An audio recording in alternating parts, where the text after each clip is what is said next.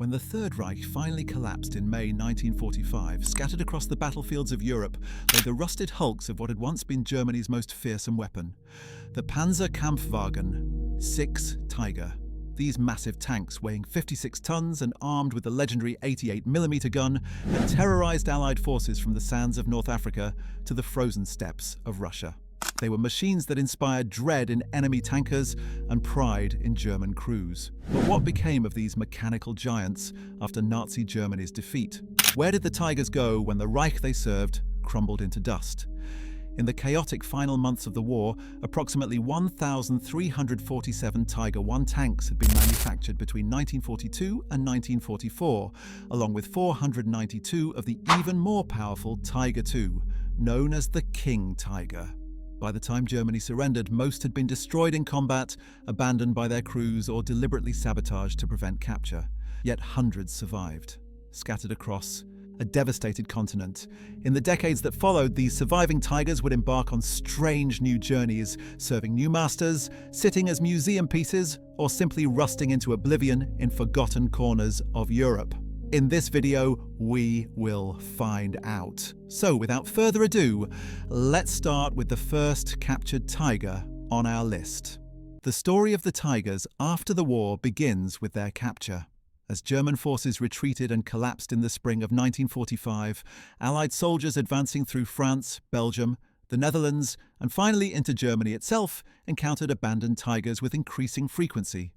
Some sat beside roads, their tracks blown off, or their fuel tanks empty, left behind by crews who had fled on foot. Others were discovered hidden in barns, covered with hay and camouflage netting, their crews hoping to escape notice. The Western Allies, particularly the British and Americans, were eager to capture intact Tigers.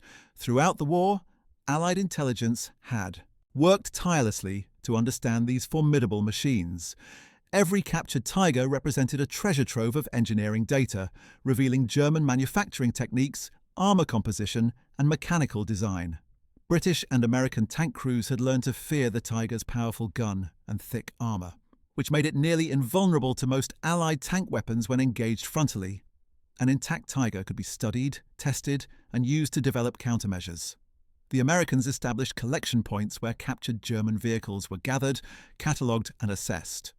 The US Army's Ordnance Department was particularly interested in examining Tigers to understand how German industry had managed to produce such powerful weapons despite Allied bombing campaigns. Teams of engineers descended on captured Tigers, measuring armor thickness, examining the transmission and engine, and firing captured ammunition through the 88mm gun to understand its penetration characteristics.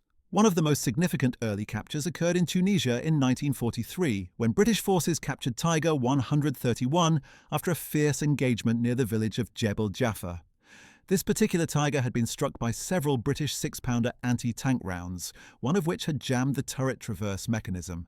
The crew abandoned the tank and British forces quickly secured it. Tiger 131 was shipped to Britain for examination, becoming the first intact Tiger to be captured by the Western Allies. British engineers at the Royal Armoured Corps testing facility meticulously examined every component. They were particularly impressed by the precision engineering of the Tiger's gearbox and the quality of the armour plate, though they also noted the tank's mechanical complexity and fuel consumption made it poorly suited for the mobile warfare the Allies preferred. After the war ended, Tiger 131's journey was far from over. It became part of the British Army's collection of captured enemy vehicles, moved between various military facilities as a training aid and demonstration piece. For decades it sat largely forgotten, slowly deteriorating in outdoor storage. But in 1990, the Bovington Tank Museum in Dorset, England, acquired Tiger 131 and embarked on an ambitious restoration project. Over a period of 13 years, engineers and volunteers painstakingly restored the Tiger to full running condition, replacing worn parts, rebuilding the engine, and making it the only operational Tiger I tank in the world. Today, Tiger 131 is the star attraction at Bovington, demonstrated to the public several times a year, its Maybach engine rumbling to life as it crawls across the museum's arena. It has appeared in films, most notably in the 2014 movie Fury, where it portrayed a German Tiger in combat scenes. The tank that once terrorized British troops in North Africa now educates new generations about the realities of armored warfare, preserved as a functioning piece of history rather than a static museum display. But Tiger 131 was exceptional in its fate. Most captured Tigers were not destined for preservation or restoration. As Allied forces pushed into Germany in early 1945, they encountered Tigers in various states of disrepair. Many had been cannibalized for spare parts, their crews desperately trying to keep a dwindling number of operational tanks running. The Tiger's mechanical complexity, which had been a problem throughout the war, became even more acute as German supply lines collapsed. A Tiger required constant maintenance, and without proper spare parts and trained mechanics, even undamaged tanks quickly became immobile. American forces advancing through southern Germany found dozens of Tigers abandoned at training grounds and tank depots, many completely out of fuel. The US 7th Army captured several Tigers at the Henschel factory in Kassel, where the tanks had been manufactured. These factory-fresh Tigers had never seen combat, assembled in the final months of the war, but never delivered to fighting units. American intelligence officers were particularly interested in these specimens, as they represented the latest production standards and could reveal any recent modifications or improvements the Germans had made to the design. The Soviets, advancing from the east, captured even more Tigers than the Western Allies.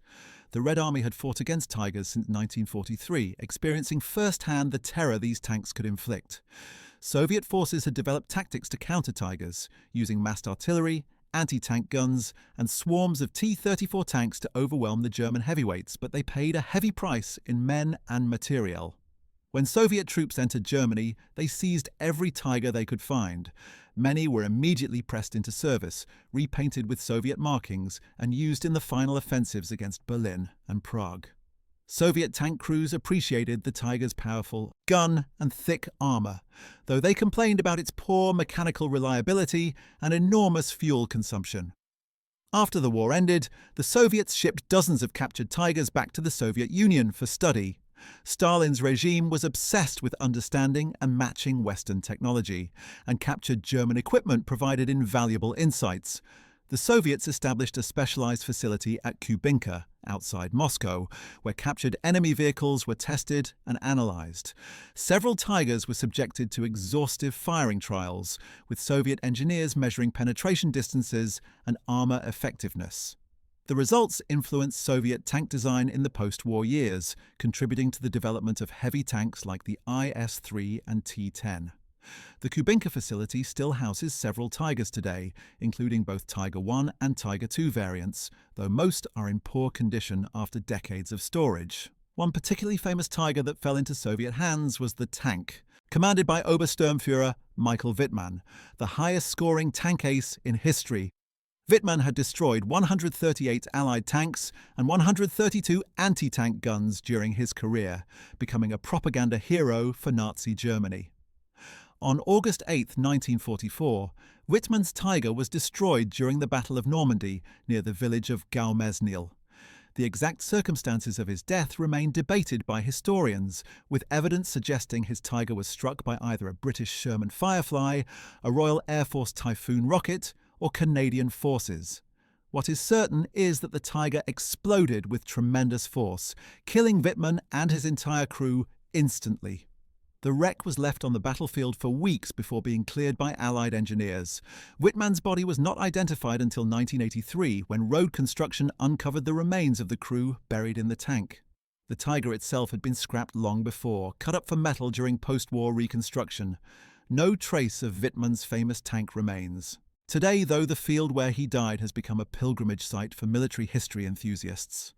The legend of his prowess, however, ensured that his name would be forever linked with the Tiger tank, the weapon that made his deadly career possible. Another significant Tiger with a remarkable post-war story was the tank commanded by Otto Carius, one of Germany's most successful tank commanders. Carius, who fought primarily on the Eastern Front, survived the war and wrote a memoir titled Tigers in the Mud that became one of the most widely read accounts of tank warfare from the German perspective. His Tiger, number 217, fought in numerous engagements against Soviet forces, participating in defensive battles in the Baltic states and East Prussia. Unlike Wittmann, Carius survived the war and surrendered to American forces in May 1945. His Tiger, however, was abandoned during the chaotic German retreat. Carrier spent several months in prisoner of war camps before being released in high honours in 1946. He returned to civilian life, eventually becoming a pharmacist and running a successful pharmacy in Germany until his death in 2015, at the age of 92. In his later years, Carrier became a controversial figure, as he maintained that he had fought honourably and refused to condemn the Nazi regime that he had served. His pharmacy became a gathering place for military history enthusiasts and former Wehrmacht soldiers, displaying Tiger tank memorabilia and signed photographs. The fate of his actual Tiger II-17 remains unknown. It was likely captured by Soviet forces and either scrapped or sent to Kubinka for evaluation. Carrier himself never saw his tank again after abandoning it in the final days of the war, but his detailed accounts of Tiger operations provided historians with invaluable information about how these tanks were actually employed in combat. The British, beyond Tiger 131, captured numerous other Tigers during the final advance into Germany. One notable example was discovered at the Fallingbostel tank training ground in Lower Saxony. This Tiger, marked with the number 332, had been used as a training vehicle and was in relatively good mechanical condition when British forces arrived. It was transported to Britain and underwent extensive testing at the Armoured Fighting Vehicle School at Lulworth. British engineers were particularly interested in comparing the Tiger's design to their own heavy tank projects, including the Churchill and the late-war Centurion. The Tiger's thick frontal armour, measuring 100 mm at the steepest points, was nearly impervious to most British tank guns of the period. However, British testers also noted significant drawbacks. The Tiger's weight placed enormous strain on its transmission, which was prone to failure. Its wide tracks, while providing good ground pressure, made the tank difficult to transport by rail, requiring special rail cars and often necessitating the removal of the outer track links.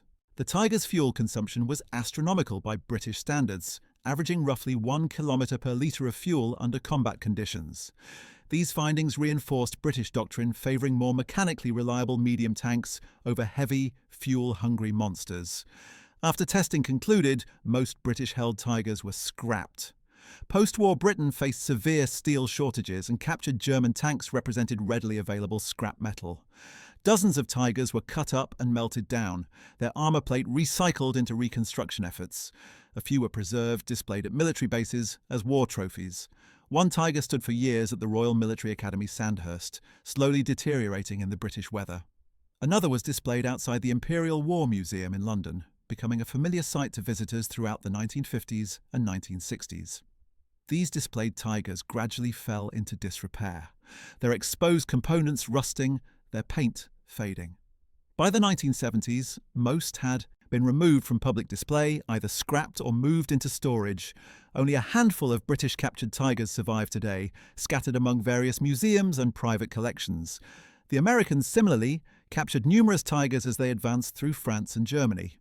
One particularly interesting American capture occurred in March 1945 when the US Ninth Army seized a King Tiger, the even larger successor to the original Tiger I. This King Tiger, one of the feared Tiger II variants, was found abandoned near the Rhine River. American soldiers were astounded by its size and the thickness of its armour, which measured up to 180 mm on the turret front. The King Tiger weighed nearly 70 tons, making it one of the heaviest tanks to see operational service during the war. This particular King Tiger was shipped to the United States for evaluation at the Aberdeen Proving Ground in Maryland, where the US Army tested captured enemy equipment. At Aberdeen, American engineers conducted firing tests, shooting captured German ammunition at captured German tanks to measure penetration and effectiveness. The results were sobering. The King Tiger's armour proved nearly invulnerable to American tank guns at normal combat ranges. Even the powerful American 76mm and 90mm tank guns struggled to penetrate the King Tiger's frontal armour.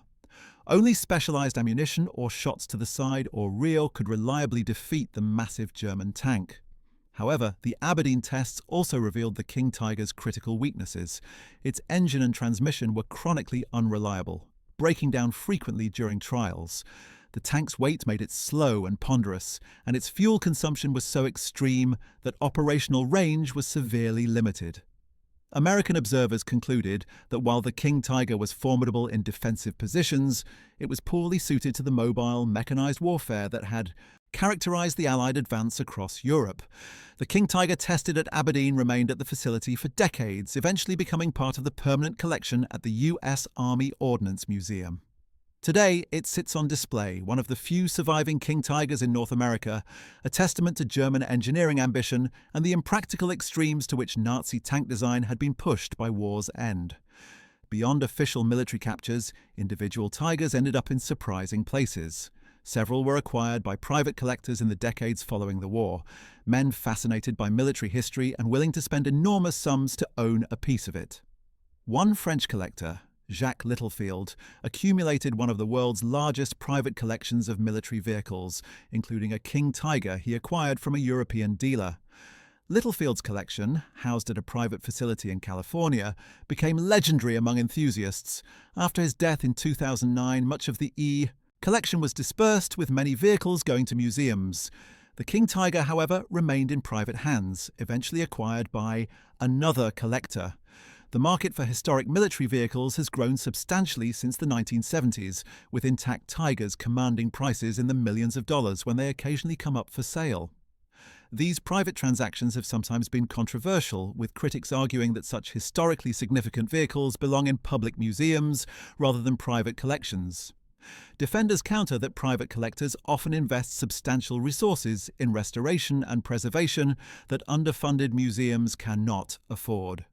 Museums around the world have worked to preserve Tigers for public education. The Deutsches Panzermuseum in Münster, Germany, houses several Tigers, including a rare early production Tiger I with distinctive features that were changed in later models. The museum's curators have painstakingly researched the history of each vehicle, documenting its service record and the campaigns in which it fought. One of their Tigers, number 712, served with Schwer Panzerabteilung 501 in Tunisia before being captured by British forces in 1943. It was shipped to Britain, tested, and eventually returned to Germany in the 1960s. The museum also possesses a King Tiger that was captured by Soviet forces and spent decades at Kubinka before being repatriated to Germany in a Cold War-era exchange of historical artifacts. This King Tiger bears Soviet inspection markings and Cyrillic graffiti from its years in the Soviet Union, evidence of its unusual post-war journey. These Tigers serve an important educational function, allowing visitors to understand the physical reality of these machines beyond the statistics and photographs found in books. The Musée des Blindés in Saumur, France, also houses an impressive collection of Tigers. France, having suffered under German occupation and witnessed Tiger operations during the Battle of Normandy, has a particular interest in preserving these vehicles as reminders of the war. The Saumur Museum's King Tiger was captured in Normandy after being abandoned by its crew when it suffered transmission failure during the fighting. French engineers examined the wreck, extracted the failed components, and eventually moved the entire vehicle to Saumur, where it underwent partial restoration in the 1970s. While not operational, the King Tiger is displayed with cutaways that allow visitors to see the internal mechanisms, the cramped crew compartment, and the massive engine that powered the 70-ton behemoth. Educational placards explain the Tiger's role in the Normandy campaign, the tactics German crews used, and the Allied response to these formidable machines. Russia's Kubinka Tank Museum, now known as the Patriot Park Tank Museum, remains the repository for many of the Tigers captured by Soviet forces. The museum houses both Tiger I and Tiger II variants, along with other rare German vehicles. These tanks were not preserved with the care seen in Western museums. For decades they sat outdoors, exposed to harsh Russian winters, slowly deteriorating. Rust consumed the armour, rain seeped into the engines, and vandals sometimes damaged external fittings. Only in recent years has the Russian government invested in proper preservation facilities. Some of the Kubinka Tigers have been moved indoors, cleaned, and stabilized to prevent further decay. However, restoration to running condition is unlikely, as the museum lacks the specialized parts and the enormous resources such work would require. The Kubinka Tigers remain powerful reminders of the brutal Eastern Front fighting, where these machines were employed in desperate defensive battles against overwhelming Soviet numbers. Among the most extensively studied post-war Tigers was a King Tiger captured in Hungary during the final months of the war. This particular tank had been part of Schwör, SS Panzerabteilung 501, an elite Waffen-SS heavy tank battalion that fought in Hungary during early 1945. The tank was abandoned near Budapest after suffering engine failure during the retreat from the Soviet offensive. Hungarian civilians reported that the German crew had attempted to destroy the tank before fleeing, setting demolition charges in the engine compartment. However, the charges failed to detonate properly, leaving the King Tiger damaged but largely intact. Soviet engineers arrived within hours, securing the vehicle before local scavengers could strip it of valuable components. The King Tiger was towed to a Soviet collection point, where engineers photographed every detail and removed key components for separate analysis. The turret was removed and shipped separately to Moscow, while the hull was sent to a different facility. This practice of separating major components was common Soviet procedure, designed to prevent any single facility from having complete knowledge of captured technology. The turret underwent extensive metallurgical analysis, with Soviet scientists examining the armor composition, measuring hardness values, and studying the welding techniques used in its construction. They were particularly interested in the King Tiger's armor, which used a different alloy composition than earlier German tanks. The findings influenced Soviet post-war tank development, contributing to improvements in Soviet armor metallurgy. The hull, meanwhile, was subjected to mobility trials, with Soviet engineers testing the transmission and suspension under various conditions. They confirmed what German crews had complained about throughout the war. The King Tiger's transmission was chronically unreliable, prone to failure under the stress of the tank's enormous weight. Not all captured Tigers ended up in museums or testing facilities. Some met more inglorious fates, scrapped for their valuable metal or abandoned in remote locations where they slowly rusted into oblivion. After the war, Europe faced desperate shortages of raw materials, and captured German military equipment represented a ready source of steel, copper, and other metals. Scrap dealers descended on former battlefields, cutting up abandoned tanks with torches and hauling the metal away for recycling. Tigers, with their thick armor plate, were particularly valuable as scrap. A single Tiger one contained approximately 56 tons of steel, a substantial quantity in a continent starved for reconstruction materials. Thousands of destroyed or abandoned tanks were processed this way. Their armor plate melted down and reused in bridges, buildings, and new machinery. The exact number of Tigers scrapped will never be known, but it's certainly numbered in the hundreds. Only those Tigers that were quickly secured by military authorities or happened to be in locations where scrap collection was impractical managed to survive this industrial salvage operation. Some Tigers met even stranger fates. In the chaos immediately following Germany's surrender, several Tigers were reportedly hidden by die-hard Nazi loyalists who hoped to use them in a guerrilla war that never materialized. Stories circulated of Tigers buried in remote forests, concealed in mountain caves, or sunk in lakes to prevent their capture. Most of these stories proved to be myths or exaggerations, but a few had basis in fact. In 1975, Austrian workers draining a lake discovered a King Tiger submerged in the mud, apparently driven into the water by its crew in the final days of the war. The tank was in remarkably good condition, preserved by the cold, oxygen-poor water. Austrian authorities extracted the King Tiger and donated it to a local military museum, where it remains on display. The discovery sparked renewed interest in searching for other supposedly hidden Tigers, though subsequent searches found nothing. If other Tigers were deliberately hidden in 1945, they remain concealed to this day, their locations lost to history. The Australian War Memorial in Canberra houses a Tiger I that travelled one of the longest distances of any surviving example. This Tiger was captured by British forces in Tunisia in 1943, transported to Britain for testing, and then, remarkably, shipped to Australia in 1944 as part of an exhibition of captured enemy equipment intended to boost war bond sales and public morale. Australian citizens toured the exhibition in cities across the country, marvelling at the massive German tank that their soldiers had helped to defeat in North Africa.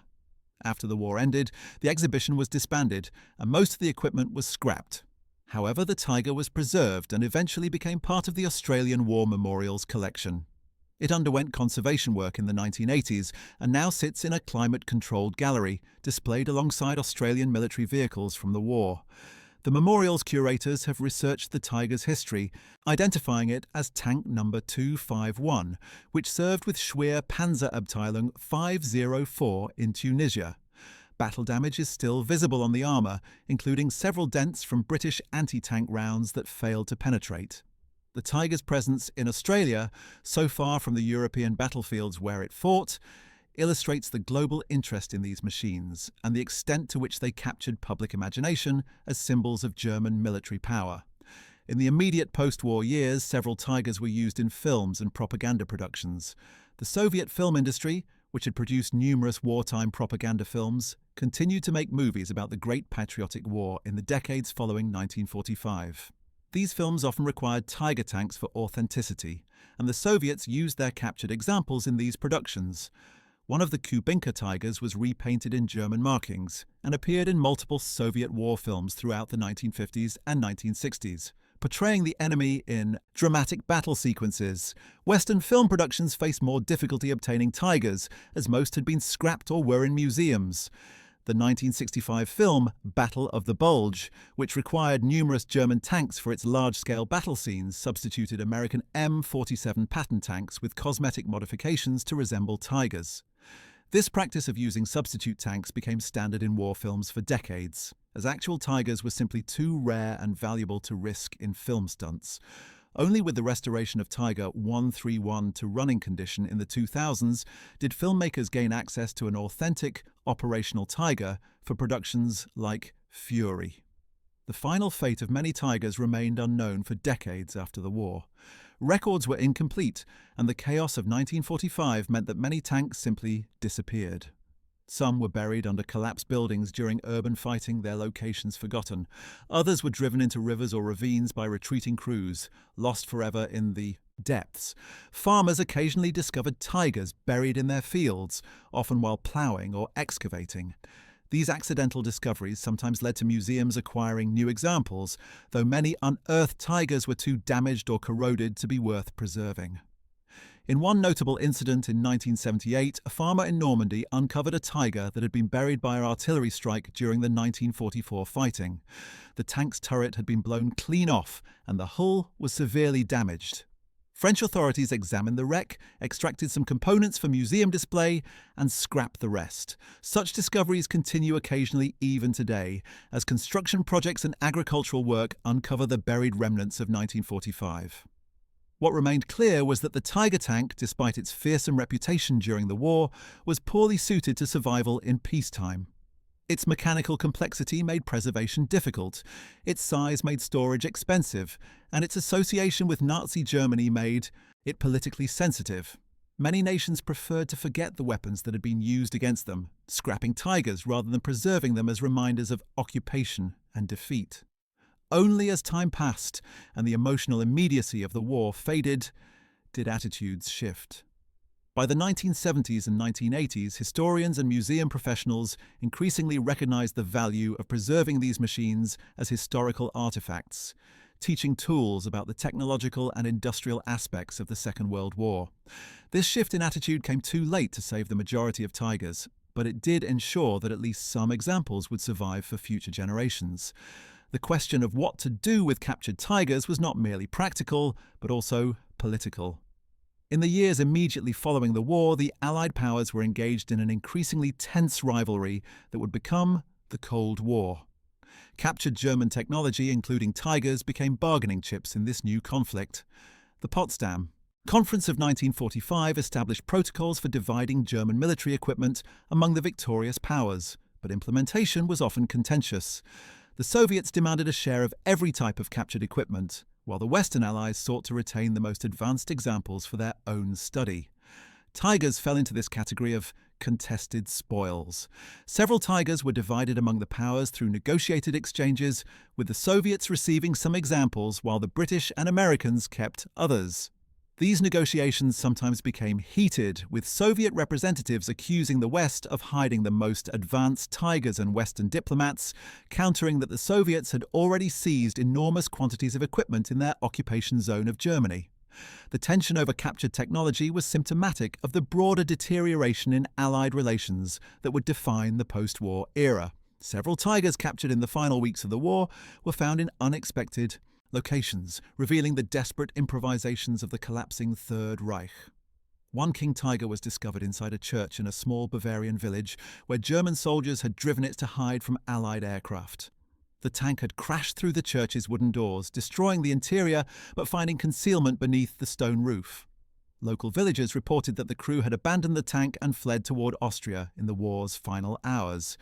American soldiers who discovered it were astounded at the audacity of using a house of worship as a tank garage, though they also noted the desperation this act revealed.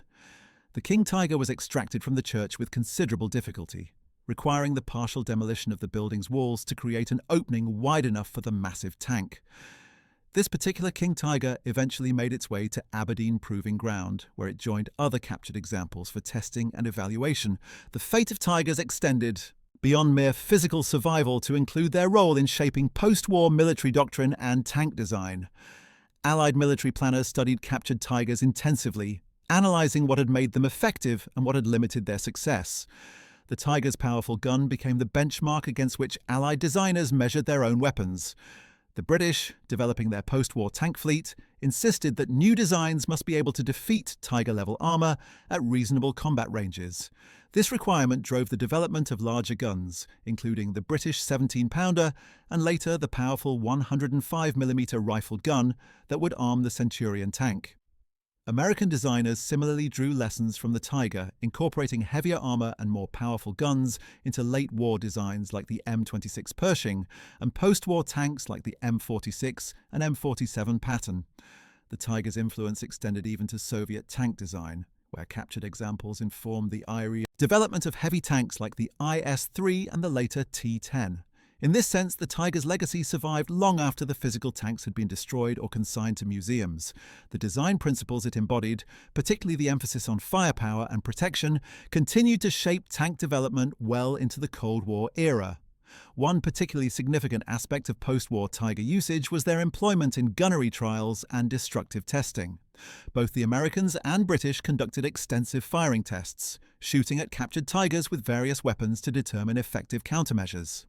These tests were often filmed, creating remarkable historical footage of Tigers being subjected to repeated hits from tank guns, artillery pieces, and even aerial rockets. British testers at Lulworth fired at a captured Tiger with 17-pounder anti-tank guns, measuring penetration at various ranges and impact angles. The results were both reassuring and sobering. At close range, the 17-pounder could penetrate the Tiger's side armour reliably, but frontal penetration required either very close range or lucky hits on weaker points like vision ports or the turret ring. American tests at Aberdeen reached similar conclusions, confirming that the Tiger's frontal armour was extremely resistant to the American 76mm gun that armed most late-war Sherman tanks. Only the 90mm gun used on the M26 Pershing could reliably penetrate a Tiger from the front at normal combat ranges. These tests validated the tactical doctrine that had developed during the war. Tigers must be flanked or overwhelmed with multiple attackers, as frontal assault was often suicidal. The Tigers used in these destructive tests were, of course, destroyed in the process. After being subjected to dozens or hundreds of rounds, the test vehicles were typically so damaged as to be beyond any possibility of restoration. Turrets were blown off, hulls were riddled with holes, and internal components were shattered. The wrecks were eventually scrapped, their contribution to military knowledge considered worth the loss of historically significant vehicles. From a modern perspective, the destruction of potentially museum-worthy Tigers in weapons testing seems wasteful. But in the immediate post-war years, when thousands of tanks littered European battlefields, preservation seemed far less important than understanding how to defeat such weapons in any future conflict. The Cold War was already beginning, and both sides anticipated that the next major war might involve similar or even more formidable armoured vehicles. Among the Tigers that survived the immediate post-war period, several became training aids at military academies and tank schools. The French cavalry school at Saumur used a captured Tiger I for instructional purposes, allowing students to examine German engineering and compare it to French tank designs. Instructors pointed out both the Tiger's strengths and its weaknesses, teaching students to think critically about tank design trade-offs. The Tiger's complex transmission, for example, provided excellent automotive performance when functioning properly, but was also a maintenance nightmare that contributed to the tank's poor operational readiness rates during the war. French tank designers took these lessons to heart, developing post-war tanks that emphasized mechanical reliability alongside firepower and protection. The British similarly used Tigers as teaching tools, displaying them at the Royal Armoured Corps Training Centre at Bovington. Officers and enlisted men alike studied the Tiger, learning to recognize its distinctive features and understanding its capabilities.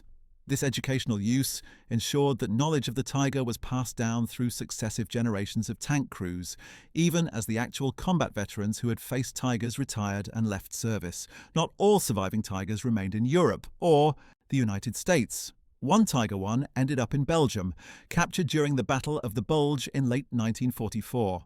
This particular tank had belonged to Schwer SS Panzerabteilung 501 and was abandoned near the town of La Gleize after running out of fuel during the German offensive. American forces secured the tank and initially planned to ship it to the United States for testing. However, Belgian authorities requested that it be left in Belgium as a memorial to the battle that had devastated the Ardennes region. The request was granted, and the Tiger was eventually displayed at the December 1944 Historical Museum in La Gleize, where it remains today. The museum's curators have preserved the Tiger in the condition it was found, complete with battle damage and the markings it bore during the offensive. Visitors can walk around the massive tank, appreciating its size and the imposing presence it must have had on the battlefield.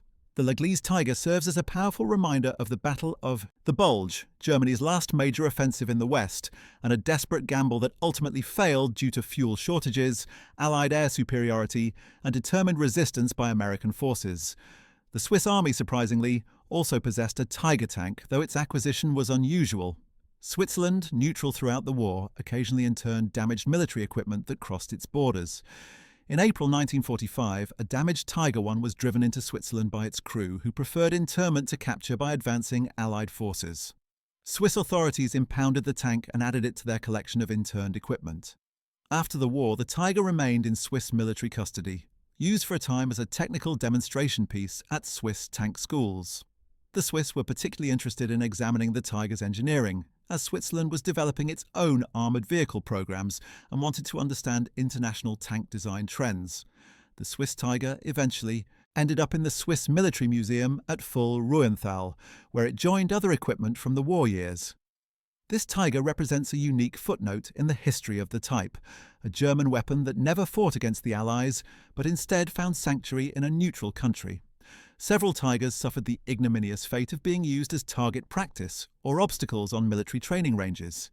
In the years following the war, when ranges were being established or expanded, destroyed or obsolete equipment was sometimes simply left in place as realistic battlefield debris.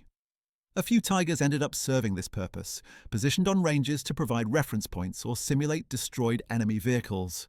Over decades, these range Tigers were slowly shot to pieces by live-fire exercises, or buried under earth as range layouts changed. A few were later excavated when ranges were decommissioned or reconfigured, but most were too damaged to be worth recovering. Their remains were scrapped on site, bulldozed into pits, or simply abandoned. It was an inglorious end for machines that had once been among the most feared weapons on any battlefield, reduced to mere range furniture by the armies that had defeated them. The technical intelligence extracted from captured Tigers had lasting impact beyond immediate military applications.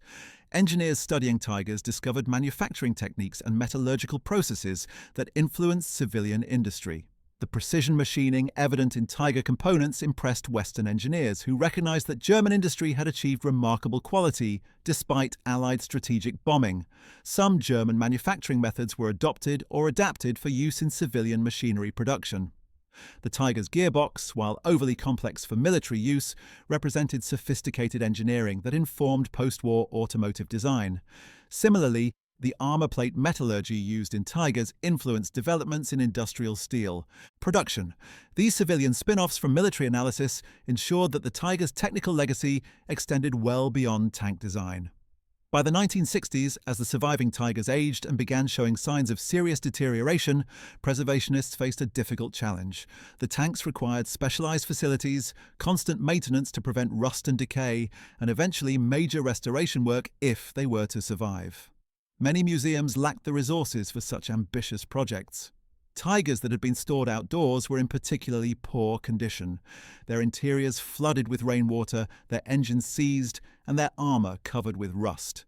Several museums made the difficult decision to focus resources on other exhibits, relegating their tigers to outdoor displays where deterioration would continue.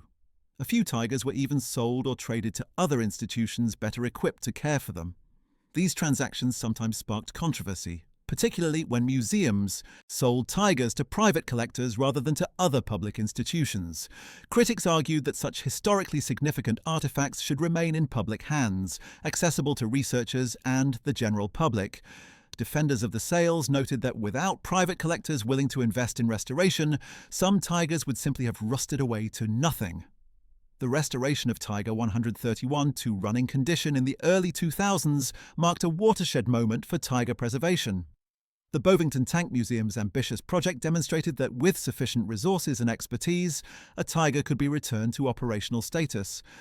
The project required years of work, sourcing rare parts, fabricating replacements for components that no longer existed, and painstakingly rebuilding the engine and transmission.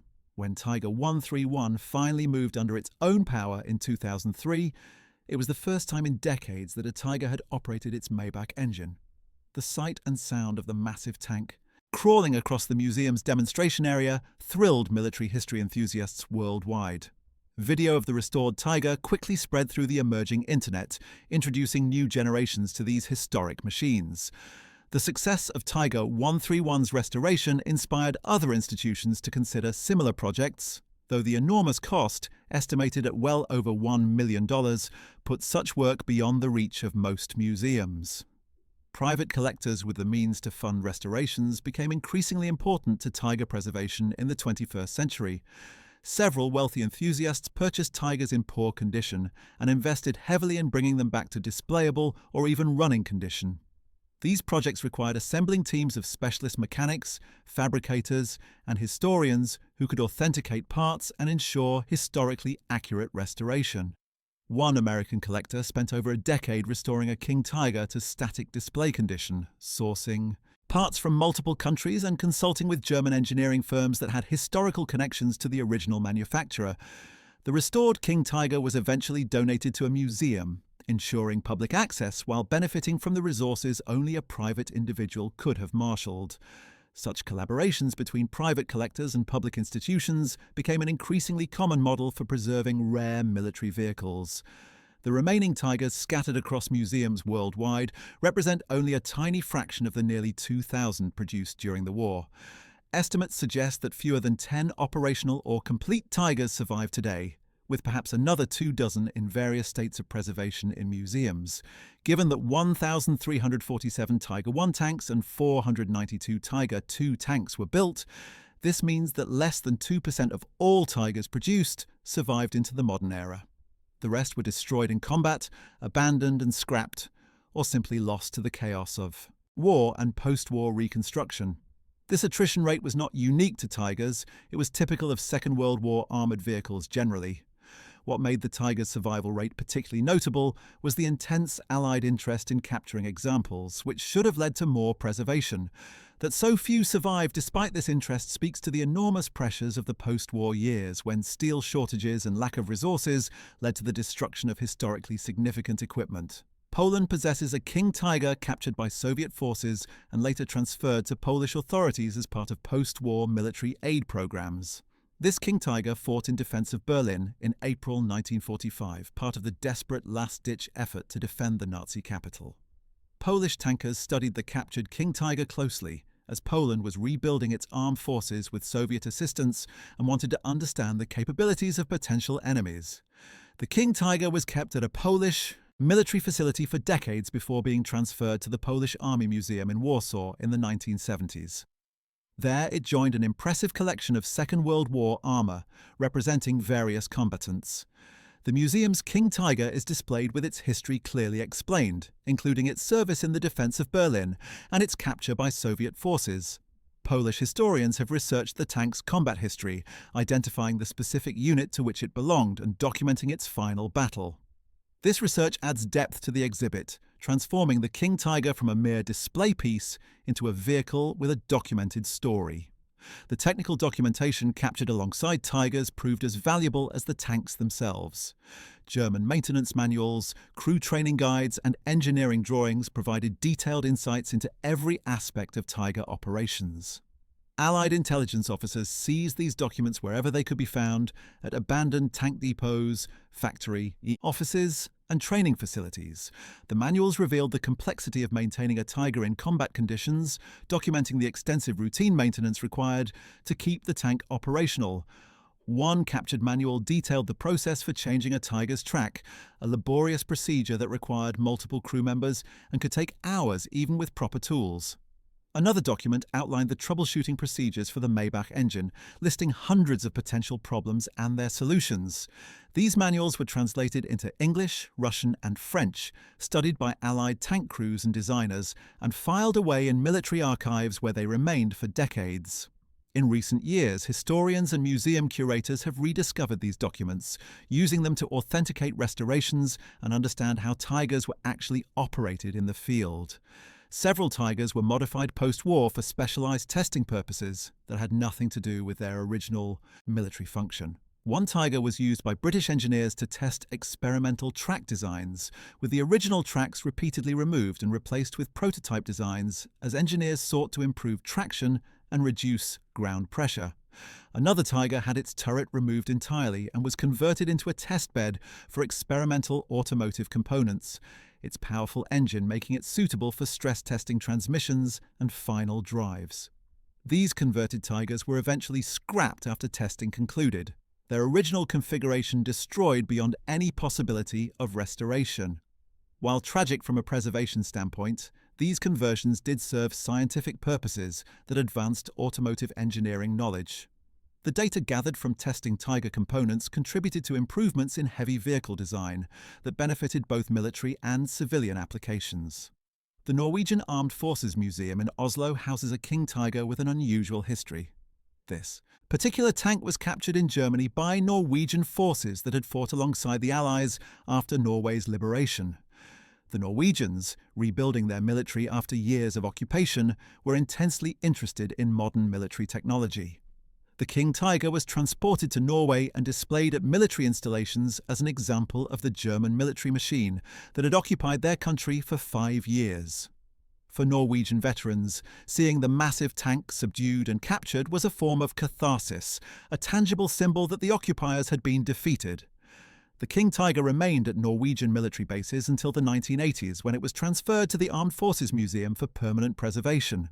The museum has maintained the tank in good condition, though financial constraints have prevented full restoration. The Norwegian King Tiger serves as a reminder of the occupation and the eventual liberation, educational for younger generations who did not experience the war firsthand. The phenomenon of Tiger sightings, reports of supposedly operational Tigers hidden away in private collections or secret locations, has persisted for decades. Enthusiasts occasionally claim to have discovered lost Tigers in barns, garages, or remote storage facilities. Most of these claims prove to be false, based on misidentified vehicles, wishful thinking, or deliberate hoaxes. However, a few genuine discoveries have occurred. In 1999, a Tiger I was found in a private collection in Russia, owned by a wealthy businessman who had acquired it from military surplus in the chaotic post-Soviet years. The Russian authorities eventually seized the Tiger, citing laws against private ownership of military equipment, and transferred it to a museum. In another case, a farmer in France discovered Tiger components buried on his property, apparently cached there during the 1944 fighting. The components were too fragmentary to constitute a complete tank, but museum experts identified them as coming from a Tiger and preserved them as educational exhibits showing the internal mechanisms. What happened to the Tiger's reputation after the war was perhaps as interesting as what happened to the physical tanks. In the immediate post-war years, the Tiger was seen primarily as a symbol of Nazi military aggression, a weapon of an evil regime. However, as time passed and the emotional intensity of the war faded, the Tiger's reputation evolved. Military historians began to assess it more objectively, recognizing both its strengths and weaknesses. The Tiger's technical sophistication and combat effectiveness were acknowledged, even as its strategic limitations became clear. Post-war analysis revealed that Tigers, while formidable in combat, were produced in numbers too small and at costs too high to significantly impact the war's outcome. Germany would have been better served, many analysts argued, by producing larger numbers of simpler, more reliable medium tanks. The resources devoted to Tiger production, approximately 300,000 man-hours per tank, could have produced several Panzer IV or Panther tanks instead. This cost-benefit analysis suggested that the Tiger, impressive though it was, represented a strategic mistake, a triumph of engineering that nonetheless failed to deliver proportional military value. The Tiger's post-war fame was also shaped by the memoirs of German tank commanders who survived the war and wrote about their experiences. Otto Carius's Tigers in the Mud became a bestseller among military history enthusiasts, offering detailed accounts of Tiger operations from a crew member's perspective. Carius described the Tiger as a superb weapon when it worked properly, but also detailed the constant mechanical problems, the fuel shortages, and the overwhelming odds German tank crews faced. Other veterans published similar accounts, contributing to a complex picture of the Tiger as both a formidable weapon and a flawed machine. These memoirs influenced public perception, transforming the Tiger from a mere museum piece into a living element of historical narrative, its story told by the men who had crewed it. Model kit manufacturers discovered the Tiger's commercial potential in the 1960s and 1970s, producing plastic model kits that allowed enthusiasts to build miniature replicas. These kits became enormously popular, introducing new generations to the Tiger's distinctive appearance and specifications. The model kit industry's embrace of the Tiger helped maintain public interest in the tank long after the war's conclusion. Companies produced increasingly detailed kits, some with working suspension, opening hatches, and interior details. The most ambitious kits included individual track links that could be assembled one by one, mimicking the full-scale tank's construction. This modelling hobby created a community of Tiger enthusiasts who researched every detail of the tank's history, debating camouflage schemes, unit markings, and technical specifications. Their collective knowledge contributed to the body of information available to museum curators and historians, as modelers often uncovered photographs or documents that professional researchers had missed. Video games and digital media have further extended the Tiger's cultural reach in the modern era. Numerous World War II video games feature Tigers as powerful enemy units, or, in some games, as vehicles players can operate. These digital representations, while simplified for gameplay purposes, introduce millions of people to the Tiger's historical significance. Some games strive for historical accuracy, correctly representing the Tiger's strengths and weaknesses, while others exaggerate its capabilities for entertainment value. Regardless of accuracy, these games keep the Tiger in public consciousness, ensuring that even people with no particular interest in military history recognize the tank's distinctive silhouette and understand its reputation as one of the war's most feared weapons. Museums have increasingly recognized the educational value of Tigers as teaching tools about military technology, industrial production, and the nature of armored warfare. Exhibits featuring Tigers often contextualize the tanks within broader discussions of the war, explaining how they fit into German military strategy, how they were countered by Allied forces, and what they reveal about the economic and industrial aspects of total war. The Tank Museum at Bovington has developed extensive educational programs around Tiger 131, offering school groups the opportunity to examine the tank up close while learning about the challenges of armoured combat. Students learn about the Tiger's crew, the roles each member played, and the training required to operate such a complex machine. They discover that the tank's famous 88mm gun required two-piece ammunition, with the propellant charge and projectile loaded separately, a process that required coordination and training to perform efficiently under combat stress. These educational programs transform the Tiger from an object of fascination into a tool for understanding history's complexities. Conservation science has played an increasingly important role in Tiger preservation. As the surviving tanks age, conservators must grapple with the challenges of preserving 75-year-old machinery. Metal fatigue, rust, and deterioration of rubber and fabric components pose ongoing threats. Modern conservation techniques, including controlled environment storage, specialized coatings to prevent corrosion, and careful documentation of every component, help ensure that Tigers will survive for future generations. The Tank Museum at Bovington, which houses multiple Tigers including the operational Tiger 131, employs professional conservators who treat each tank as a precious artifact. They monitor environmental conditions, conduct regular inspections, and intervene when problems are detected. This professional approach to conservation represents a significant advancement from the early post-war years, when surviving Tigers were often simply left outdoors to deteriorate. The question of whether to restore Tigers to running condition or preserve them as static displays generates ongoing debate among museum professionals. Running a Tiger provides unparalleled educational and emotional impact. The sound of the Maybach engine and the sight of the massive tank in motion offering visceral connection to history. However, operating a Tiger causes wear and tear, potentially damaging irreplaceable components. Each time Tiger 131 runs, its engine and transmission experience stress that brings them closer to eventual failure. The Tank Museum carefully balances these considerations, running Tiger 131 only on special occasions and limiting each demonstration to minimize wear. This cautious approach extends the tank's operational life while still allowing periodic public demonstrations that generate enormous interest and support for the museum. One unexpected development in Tiger preservation has been the role of digital technology. Three-dimensional scanning and photogrammetry allow museums to create incredibly detailed digital models of Tigers, capturing every rivet, weld mark, and battle scar.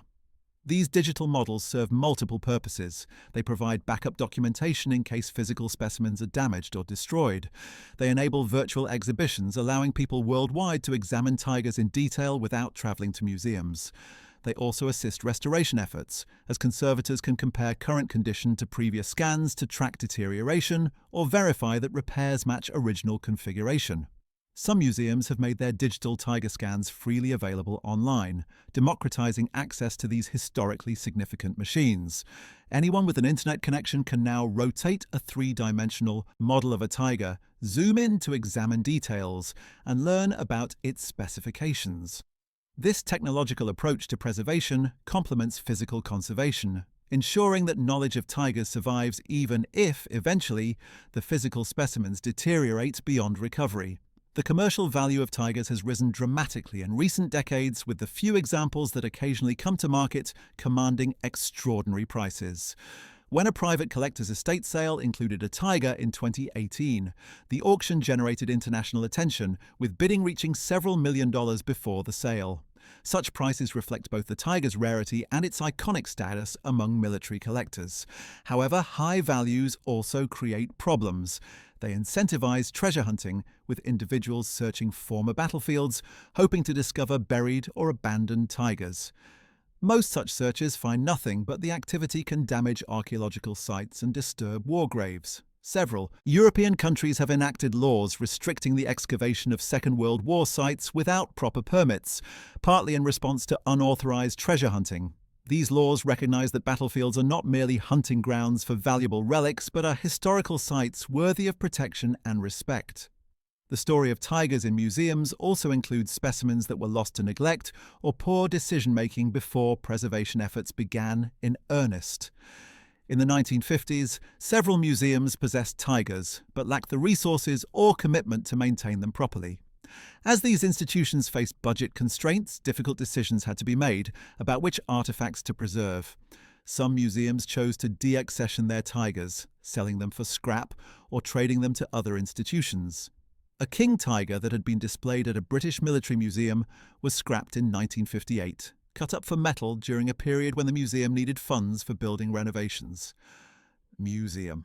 Administrators later expressed regret over this decision, as the king Tiger's historical value far exceeded the modest sum obtained from scrapping it. Such losses highlight the importance of long-term institutional commitment to preservation, as short-sighted cost-cutting can result in the permanent destruction of irreplaceable artifacts. Several Tigers were lost to accidents during the early post-war years, when safety standards for handling military equipment were less rigorous than today. One Tiger, being transported to a testing facility in the United States, fell from a rail car when the securing chains failed, tumbling down an embankment and suffering severe damage. Another Tiger caught fire during a demonstration at a military exhibition, the old fuel and oil in its engine compartment igniting when the tank was started after years of inactivity. The fire burned for hours before being extinguished, destroying much of the internal equipment and weakening the armor plate. Both of these Tigers were subsequently scrapped, deemed too damaged to be worth restoring. These incidents underscored the risks involved in moving or operating such large, complex machines, particularly after years of storage. Modern museums employ specialized transporters and carefully planned procedures when moving Tigers, learning from these earlier mishaps. The Canadian War Museum in Ottawa houses a king tiger captured in Holland during the final months of the war. Canadian forces advancing through the Netherlands in April 1945 encountered this king tiger abandoned in a town square, its crew having fled as Allied forces approached. The tank was secured by Canadian troops and initially examined by intelligence officers seeking information about the latest German tank designs. After the war, Canadian authorities decided to keep the king tiger as a war trophy, transporting it across the Atlantic to Canada. For many years, the king tiger was displayed outdoors at Canadian Forces Base Borden, in Ontario, where it slowly deteriorated in the harsh Canadian climate. By the 1990s, the tank was in poor condition, its exterior rusted and its interior water damaged. The Canadian War Museum undertook a major conservation project, moving the king tiger indoors and stabilizing it to prevent further deterioration. While full restoration to pristine condition was not feasible given the extent of damage, the museum succeeded in preserving the king tiger and presenting it as an important artifact from Canada's role in the liberation of Europe. The fate of tigers also intersected with Cold War politics in unexpected ways. During the Berlin blockade of 1948 to 1949, when the Soviet Union attempted to isolate West Berlin, several tigers that had been stored at Soviet facilities in East Germany became symbols of Cold War tensions. Western observers, seeing these tigers being moved or displayed at Soviet military facilities, worried that the Soviets might be using them as the basis for developing their own heavy tank designs. In reality, the Soviets were primarily interested in the Tigers for historical documentation rather than active development, as their own tank programs had already moved beyond the German designs. However, the mere presence of Tigers in Soviet hands contributed to Western anxiety about the military balance in Europe, illustrating how even destroyed or captured equipment from the previous war could acquire new significance in the emerging Cold War context. Individual Tigers with particularly famous or notorious histories have attracted special attention from historians and enthusiasts. The Tiger commanded by SS Hauptsturmführer Franz Staudigger, who claimed to have destroyed 22 Soviet tanks in a single engagement at the Battle of Prokhorovka in July 1943, became the subject of extensive research. Historians have attempted to verify Staudegger's claims, examining Soviet records and battlefield evidence. While the exact number remains disputed, it is clear that Staudegger's Tiger performed effectively during the Kursk offensive, contributing to the heavy Soviet losses suffered during the battle.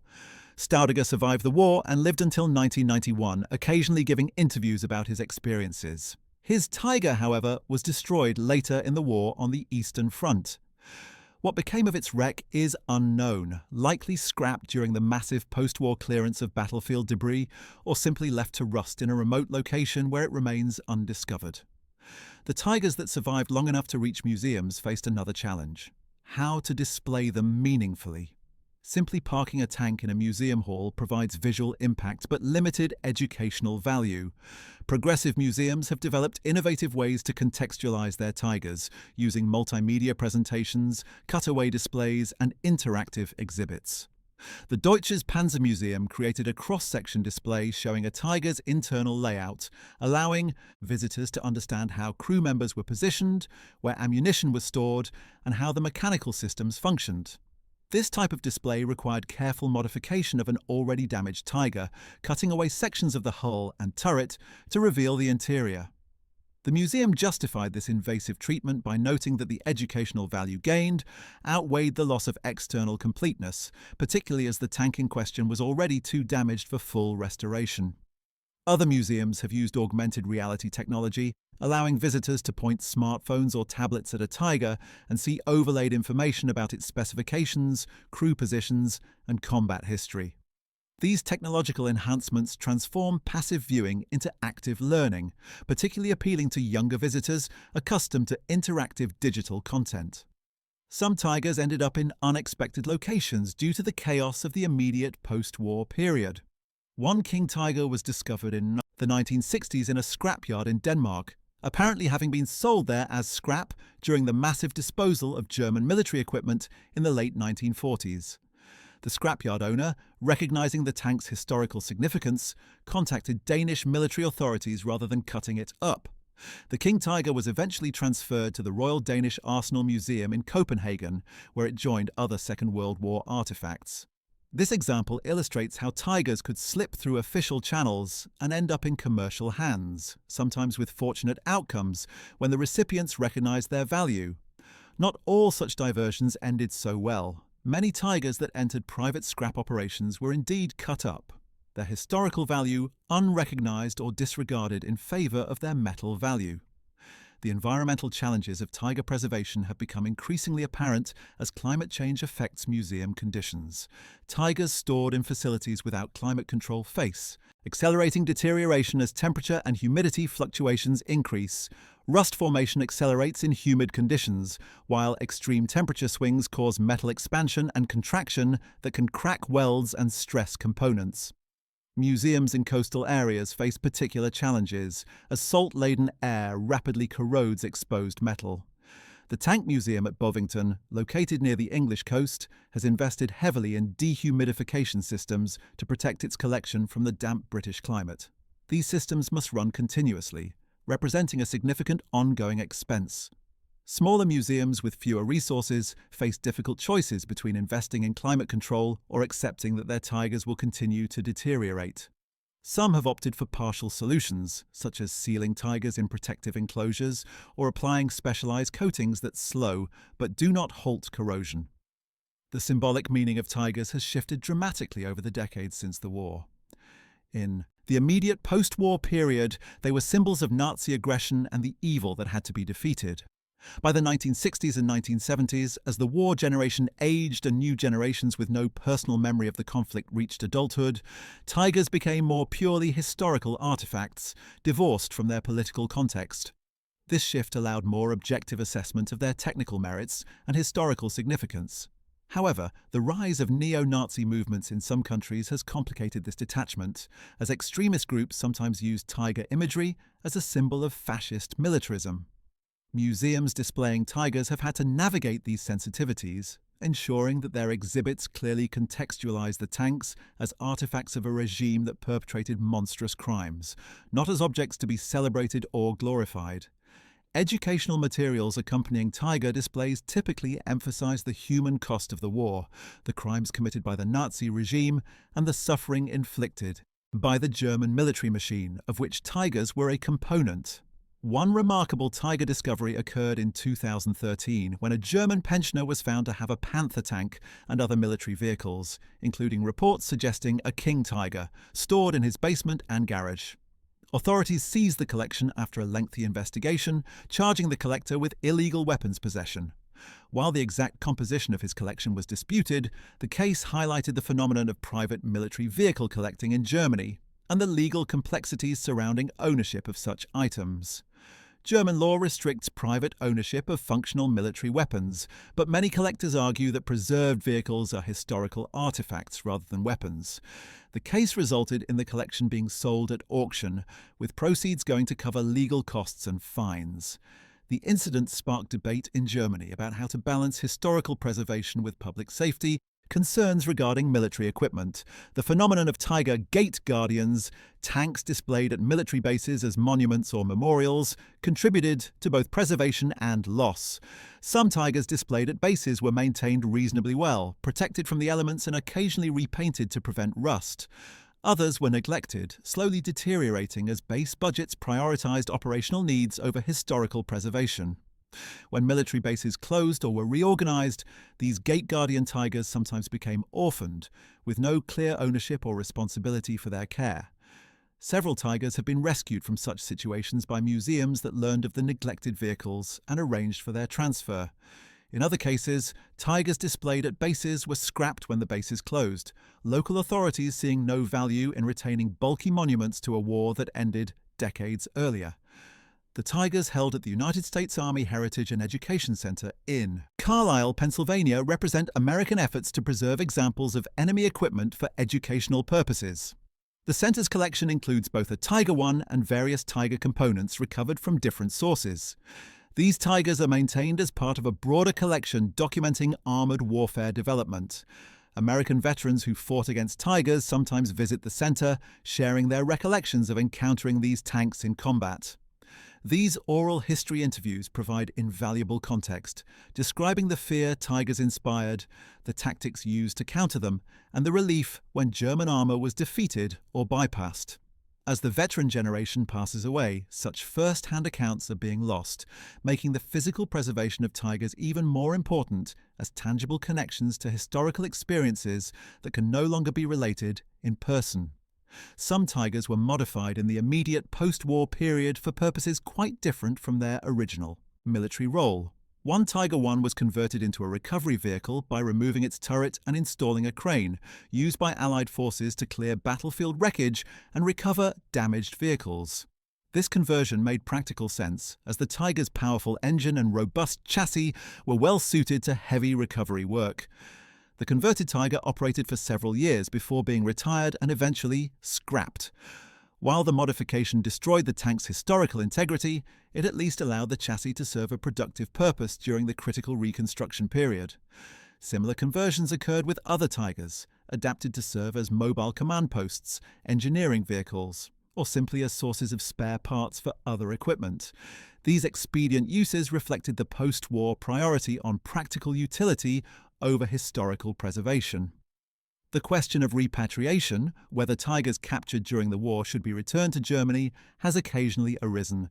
Some German historians and museum professionals have argued that Tigers held in foreign collections are part of Germany's cultural heritage and should be returned to German museums. However, most institutions holding Tigers reject this argument, noting that the tanks were legitimate war prizes, captured in combat or surrendered under the terms of Germany's unconditional capitulation. Furthermore, many museums argue that Tigers have international significance beyond their German origin, as they represent a shared history involving multiple nations. The debate has remained largely academic, as no serious international effort to repatriate Tigers has emerged. Museums prefer to focus on cooperation and information sharing rather than ownership disputes, with curators and researchers from different countries collaborating on Tiger documentation and preservation techniques. Technological obsolescence has profoundly shaped the Tiger's post-war story. Even in 1945, the Tiger was becoming outdated, surpassed by newer tank designs with better balance of firepower, protection, and mobility. Post-war tank development moved quickly with the advent of more powerful guns, composite armor, sophisticated fire control systems, and eventually laser rangefinders, thermal imaging, and computer-assisted targeting. Within a decade of the war's end, Tigers were hopelessly obsolete as fighting vehicles, rendered irrelevant by tanks like the Soviet T-54, the American M48 Patton, and the British Centurion. This rapid obsolescence actually aided preservation efforts, as Tigers posed no military threat and could be maintained as historical artifacts without security concerns. Had Tigers remained militarily relevant longer, they might have been kept in military service, potentially being used in combat or training accidents that would have destroyed them. The educational programs developed around preserved Tigers have become increasingly sophisticated. The Tank Museum at Bovington offers tank driving experiences where participants can operate other World War II tanks, though not the irreplaceable Tiger 131. These programs provide visceral understanding of what armored warfare involved, the physical demands on crews, and the challenges of operating such machines. Participants discover that tank interiors are cramped, noisy, and uncomfortable, offering new appreciation for what tankers endured. Similarly, some museums offer programs where participants can sit in Tiger crew positions, experiencing the limited visibility and restricted movement that crews faced. These hands-on experiences transform abstract historical knowledge into embodied understanding, creating powerful educational moments that lectures or exhibits alone cannot provide. The phenomenon of replica Tigers has emerged as an alternative to using precious original specimens for some purposes.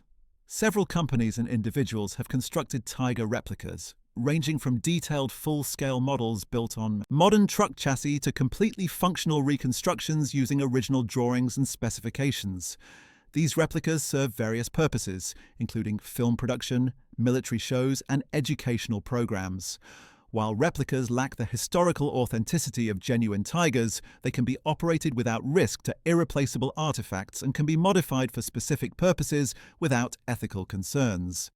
The quality of replicas varies enormously. Some are highly accurate, built with meticulous attention to historical detail, while others are crude approximations that merely suggest a tiger's appearance. The existence of replicas has complicated authenticity assessment, as some have been fraudulently represented as genuine tigers. Museum professionals and collectors must carefully verify provenance and examine construction details to distinguish authentic wartime tigers from post-war replicas. Several tigers have been the subject of forensic archaeological investigation, treated not merely as artifacts but as crime scenes. Researchers examining tigers destroyed in combat have used forensic techniques to determine exactly how they were knocked out, which Allied weapon was responsible, and what happened to the crew. One tiger excavated from a battlefield in France was examined by ballistics experts who identified penetration patterns consistent with British 17-pounder anti-tank gun hits. The research revealed that the tiger had been hit multiple times before finally being penetrated through a weaker point in the side armor. Such investigations provide detailed understanding of combat dynamics that written records often miss, revealing the brutal reality of armored warfare beyond the sanitized accounts in official histories. The logistics of moving tigers between locations present enormous challenges even today. A Tiger I weighs 56 tons, while a King Tiger weighs nearly 70 tons, requiring specialized heavy transport equipment. Roads and bridges must be assessed for load capacity and routes carefully planned to avoid obstacles. When the Tank Museum moved Tiger 131 to a new facility, the operation required months of planning, specialized transporters, police escorts, and temporary road closures. The move was documented and filmed, illustrating the extraordinary effort required to relocate such massive vehicles. Smaller museums without access to such resources face virtual impossibility of acquiring tigers, as the cost and complexity of transport can exceed the value of the tank itself. This logistical reality has contributed to the concentration of tigers in a relatively small number of major institutions with the expertise and resources to handle them. The surviving tigers represent only a fraction of the variants and modifications produced during the war. Early production tigers differed from late production examples in numerous details, reflecting design changes implemented as combat experience revealed problems. Some tigers were fitted with different types of tracks, modified turrets, or experimental equipment. Most of these variant types no longer exist, lost to combat or post-war scrapping. The few surviving tigers tend to be standard production examples, rather than the rare variants that would be most interesting to researchers. This sampling bias limits what can be learned from physical examination of surviving specimens. Researchers must supplement study of actual tigers with archival documents, photographs, and accounts from veterans to reconstruct the full range of tiger variants and modifications. The rise of online communities dedicated to military history has created new forums for discussing tigers and sharing information. Enthusiasts post photographs, compare specifications, debate historical controversies, and organize visits to museums housing tigers.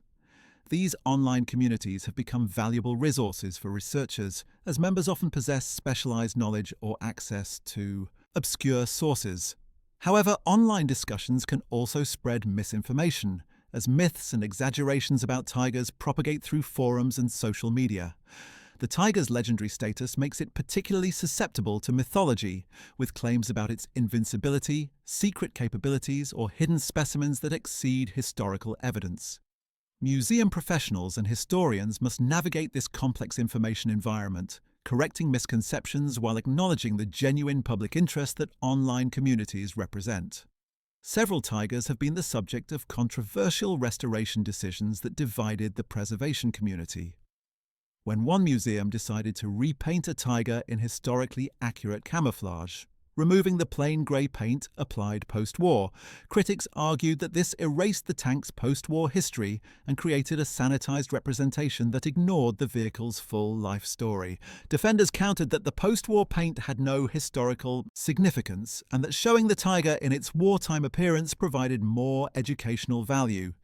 Similar debates arose over whether to repair battle damage, with some arguing that damage should be preserved as evidence of the tank's combat history, while others maintain that damage detracts from understanding the tank's original appearance and function. These debates reflect broader tensions in museum practice between preserving artifacts exactly as found versus restoring them to represent specific historical moments. The black market in Tiger parts and components has operated since the war's end, with collectors willing to pay substantial sums for authentic pieces. Everything from periscopes to track links to internal instruments has value to collectors assembling displays or attempting restorations. This market has unfortunately incentivized looting of Tiger wrecks, with individuals illegally removing parts from abandoned hulks in remote locations. Several countries have enacted laws protecting battlefield sites and prohibiting unauthorized removal of artifacts, but enforcement is difficult in rural areas. Some parts offered for sale are of questionable authenticity, either post-war reproductions or components from other German vehicles misidentified as Tiger parts. Buyers must exercise caution and expertise to avoid fraud. The experience of veterans who fought against Tigers has been preserved through extensive oral history programs conducted by military museums and academic institutions. These interviews reveal the psychological impact Tigers had on Allied soldiers, the fear inspired by their appearance on the battlefield, and the relief when they were destroyed or escaped. Some veterans describe Tigers as near mythical creatures, seemingly invincible monsters that dominated the battlefield. Others, particularly those who successfully destroyed Tigers, expressed satisfaction at having defeated Germany's most feared weapon. These personal accounts provide human dimension to the technical history of Tigers, reminding us that these machines were operated by human crews and opposed by human soldiers, all experiencing fear, exhaustion, and the constant threat of death. The future of Tiger preservation faces uncertainties as the surviving specimens age and resources for maintenance become increasingly strained. Climate change, institutional funding challenges, and the loss of expertise as skilled conservators retire all threaten the long-term survival of these artifacts. Some preservation professionals have proposed creating detailed digital archives that would preserve information about tigers, even if the physical specimens eventually deteriorate beyond recovery. Others argue for prioritizing the most historically significant examples, focusing resources on a smaller number of tigers rather than attempting to preserve all surviving specimens. These difficult discussions reflect the reality that preservation requires ongoing commitment and resources, and that future generations may face choices about which artifacts to save when resources are insufficient to preserve everything. The tigers displayed at military cemeteries and memorials occupy a special category, serving as monuments to the fallen rather than primarily as educational exhibits. These tigers remind visitors of the human cost of armoured warfare, the crews who died in their tanks and the soldiers who fought against them. The emotional impact of seeing a tiger in such a context differs from viewing one in a museum, as the memorial setting emphasises loss and sacrifice. Some veterans' families have objected to tigers being displayed at memorials, arguing that vehicles representing the enemy have no place at sites honouring Allied dead. Others counter that tigers are historical artifacts that help convey the nature of the combat in which soldiers died, providing context for their sacrifice. The maintenance requirements for preserved tigers extend beyond, preventing rust and deterioration to include security against vandalism and theft. Tigers are targets for vandals who paint graffiti, attempt to climb on the vehicles, or damage components.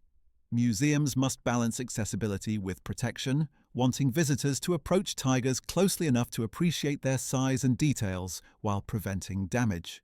Some museums have installed barriers or placed tigers in enclosed spaces where access can be controlled.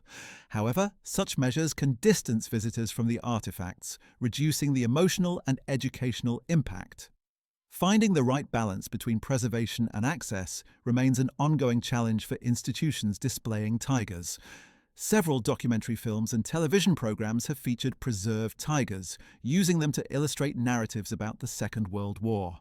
These media productions introduce tigers to audiences who might never visit military museums, spreading awareness of their historical significance. However, filmmakers sometimes prioritize dramatic presentation over historical accuracy, creating misleading impressions about tigers' capabilities or role in the war. The most responsible productions consult with historians and museum curators, ensuring that tigers are presented accurately within their historical context. These partnerships between media producers and preservation institutions can benefit both parties, generating publicity for museums while providing filmmakers with access to authentic artifacts and expert knowledge. The international cooperation in tiger preservation has grown significantly in recent decades. Museums exchange information about conservation techniques, share research findings, and sometimes loan components or entire vehicles for special exhibitions. The European Tank Museum Network coordinates preservation efforts across multiple countries, establishing standards for documentation and conservation. This cooperation recognizes that tiger preservation is an international responsibility, as these machines are significant to the history of multiple nations. Joint research projects have produced detailed technical documentation, combining information from various sources to create comprehensive references that no single institution could have produced alone. Such collaboration represents a positive development in the museum community, moving beyond national competition toward shared stewardship of humanity's cultural heritage. The phenomenon of battlefield tourism has created new audiences for tiger history. Tour companies offer guided visits to Second World War battlefields, including sites where tigers fought and were destroyed. Some tours include stops at nearby museums housing tigers, connecting the abstract site of battle with the physical reality of the machines involved. These tours often attract both history enthusiasts and veterans' descendants seeking to understand their ancestors' experiences. Guides explain the tactical situations, the terrain features that influenced combat, and the outcomes of specific engagements. Standing on ground where tigers operated provides context that museum visits alone cannot convey, helping visitors understand the environmental challenges and strategic considerations that shaped armored warfare. The academic study of tigers has matured significantly, moving beyond simple technical description towards sophisticated analysis of their role in military history, industrial production, and cultural memory. Scholars have examined how tiger production reveals Nazi Germany's economic priorities, the tension between quality and quantity in weapons manufacturing, and the political factors influencing tank design decisions. Other researchers have studied how tigers have been remembered and represented in post-war culture, analyzing their appearance in films, literature, and public memory. This scholarly work treats tigers not merely as military hardware but as complex historical artifacts that illuminate broader themes in 20th century history. The best academic studies combine archival research, examination of surviving physical specimens, and critical analysis of how tigers have been understood and misunderstood over time. The legacy of tigers extends into unexpected areas of technology and engineering. Some components and design elements from tigers influenced post-war civilian machinery. The precision gearbox manufacturing techniques used in tiger transmissions found applications in heavy industrial equipment. The metallurgical knowledge gained from analyzing tiger armor contributed to developments in steel production for construction and manufacturing. While these civilian applications were indirect and often unacknowledged, they represent ways that tiger technology continued to influence engineering practice long after the tanks themselves became obsolete. Engineers studying tigers were not merely learning about military hardware but gaining insights into advanced manufacturing and materials science that had broader applications. The process of authenticating tigers and verifying their provenance has become increasingly important, as values have risen and the potential for fraud has grown. Museum curators and collectors must carefully examine serial numbers, manufacturing details, and construction techniques to confirm authenticity. Some tigers have been discovered to be composites, assembled from parts of multiple different tanks, raising questions about which tank they truly represent. In a few cases, tigers thought to be authentic wartime vehicles were revealed to be post-war reconstructions or heavily modified examples. These authentication challenges require expertise in German military production, access to archival records, and often metallurgical analysis to verify that components date to the wartime period. The most rigorous authentication efforts combine multiple lines of evidence, cross-referencing physical examination, with documentary records and photographic evidence. One particularly poignant aspect of tiger history involves the crews who died in these tanks. Many tigers became tombs for their crews, burned out or knocked out with the men still inside. In some cases, crew remains were never recovered, left inside destroyed tigers that were subsequently buried by combat engineers, clearing battlefield obstacles, or by natural processes as soil and vegetation covered the wrecks. When tigers are excavated from battlefields today, remains are sometimes discovered, necessitating careful archaeological and anthropological procedures to recover and identify the dead. Several tigers have been found with crew remains still inside, presenting ethical challenges for museums and collectors. Most institutions have policies requiring proper burial of any human remains found with artifacts, honouring the dignity of the dead regardless of which side they fought for. These grim discoveries remind us that tigers were not merely machines, but vehicles operated by human beings who suffered and died in them. The debate over whether tigers should be displayed in operational or damaged condition reflects different philosophies of historical presentation. Some argue that showing tigers in pristine operational condition misrepresents history by sanitizing the violence and destruction of war. They contend that battle damage, burn marks, and the evidence of combat should be preserved and displayed as testimony to what these machines experienced. Others maintain that displaying tigers in as-manufactured condition helps visitors understand what they were like when new, how they function mechanically, and what made them formidable weapons. Both approaches have merit, and museums have adopted different strategies based on their interpretations of their educational missions. The Tank Museum's decision to restore Tiger 131 to running condition represents one end of this spectrum, prioritizing dynamic demonstration over preservation of battle damage. Other institutions have chosen to preserve tigers exactly as found, including extensive damage, representing the opposite approach. The role of private collectors in tiger preservation has grown more significant as public institutions face funding constraints. Wealthy individuals willing to invest millions in acquiring and restoring tigers have sometimes achieved results that underfunded museums could not match. However, private ownership raises concerns about public access and long-term preservation. Private collections are not always open to researchers or the public, potentially limiting the educational and scholarly value of the preserved tigers. Furthermore, private collections can be dispersed when owners die or financial circumstances change, with no guarantee that tigers will remain preserved or accessible. Some countries have addressed these concerns through laws requiring that historically significant military equipment remain in public ownership or be subject to export restrictions. These legal frameworks attempt to balance collectors' property rights with society's interest in preserving cultural heritage. The comparative study of surviving tigers has revealed variations in construction and equipment that illuminate German wartime production conditions. Tigers built early in the production run differ in subtle ways from later examples, reflecting design refinements, material substitutions, and changing manufacturing capabilities as the war progressed. Some late-war Tigers used simplified components, substitute materials, or modified designs that reduced production time and conserved strategic materials. Examining these variations provides insight into German industrial strategy and the pressures of wartime production. Tigers built at different factories sometimes incorporated slightly different solutions to the same engineering problems, revealing how decentralized production was managed. This comparative analysis would be impossible without multiple preserved examples, underscoring the value of maintaining tigers at different institutions rather than consolidating all specimens in a single location.